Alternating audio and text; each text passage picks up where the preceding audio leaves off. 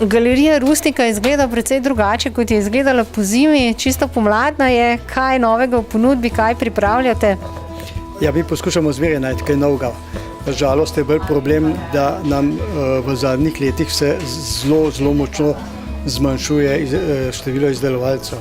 Ta dejavnost je za te čase preveč obremenjena. Smo pa pripravili zdaj za ta čas pred Veliko nočjo. Smo se posebej še dodatno opremili z pisanicami, z pirhi. Imamo tudi nekaj izdelovalcev, ki jih posebej samo za nas naredijo, tako da imamo kar lep izbor na tem področju. Za poletje morda imate že kakšnega asa v rokavu?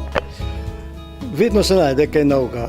Poskušamo iskati tudi, da organiziramo kakšne izdelke, ki se izdelajo.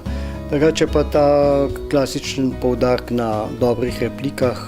Za replike imamo tudi zlato vitico, ki je najvišje priznanje. To pomeni replike starih poslikav. Zelo pomembne pri nas so panjske končnice, ki so taka posebnost Slovenije. Tako da to ima tudi veliko težo kot spomin v turizmu, ker ima veliko sporočilno vrednost in pa se dostikrat zgodi, da kdo pove, da je ravno končnica, ki jo je mu nekdo kot darilo prinesel, ga spomnila, da je šel obiskat to deželo, odkuda to je.